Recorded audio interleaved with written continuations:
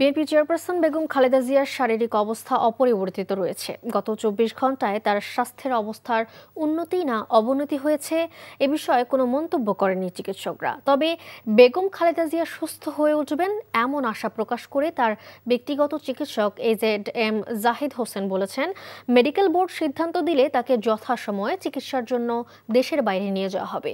এদিকে BNP chairperson Khaleda জিয়ার medical বোর্ডকে সহযোগিতার জন্য যুক্তরাজ্য ও চীন থেকে দুটি বিশেষজ্ঞ চিকিৎসক দল আসছে বলে জানিয়েছেন তার ব্যক্তিগত চিকিৎসক ও দলের স্থায়ী কমিটির সদস্য ডক্টর AZM জাহিদ হোসেন। তিনি জানান, যুক্তরাজ্যের চিকিৎসক দলটি আজ সকালে এবং চীনের দলটি সন্ধ্যায় ঢাকায় পৌঁছানোর কথা রয়েছে।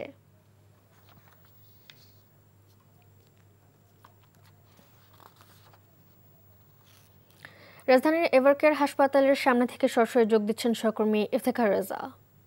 ইফতেখার, খালেদা জিয়ার স্বাস্থ্য এখন কি অবস্থা, আর চীন ও যুক্তরাজ্য থেকে চিকিৎসক দলের আসার কথা রয়েছে, তারা কি এখনো এসে পৌঁছেছেন কিনা জানাবেন।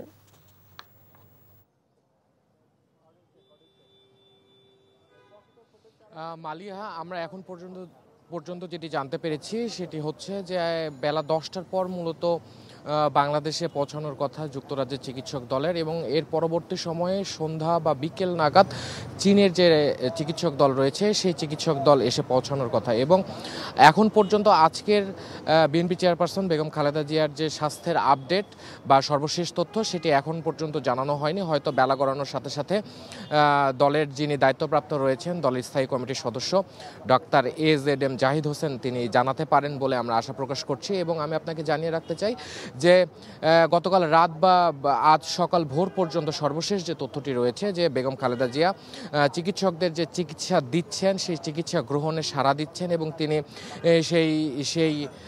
সেই সাড়াতে মূলত ডাক্তার এবং দলের যে স্থায়ী কমিটির সদস্য AZM জাহিদ হোসেন গতকাল যেটি ব্রিফ করেছেন তিনি জানিয়েছিলেন যে তিনি আশা করছেন যে অন্তত এবারের যাত্রায় বেগম খালেদা জিয়া সুস্থ হয়ে উঠবেন এবং তিনি সাড়া দেবেন, এবং বরাবরের মতোই তিনি দেশবাসীর কাছে দোয়া চেয়েছেন এবং তার আরোগ্য কামনায় দেশবাসীকে পাশে চেয়েছেন। এবং সবচেয়ে বড় কথা সেটি হচ্ছে যে তিনি গণমাধ্যমকে অনুরোধ করেছেন যে যাতে করে দায়িত্বশীল যারা রয়েছেন দলের তারা বাদে অন্য কারো যাতে বক্তব্য প্রচার না করা হয়, এবং যাকে দায়িত্ব দেওয়া রয়েছে তার বক্তব্য তিনি জেনে শুনে জানাবেন সেটি যাতে প্রচারিত করা হয়। এতে করে গুজব ছড়ানোর যে শঙ্কা থাকে সেই শঙ্কাটি আর থাকবে না, এমনটি জানিয়েছে বিএনপির পক্ষ থেকে। তো এই ছিল এভারকেয়ার হাসপাতাল থেকে বেগম খালেদা জিয়ার স্বাস্থ্যের সর্বশেষ তথ্য।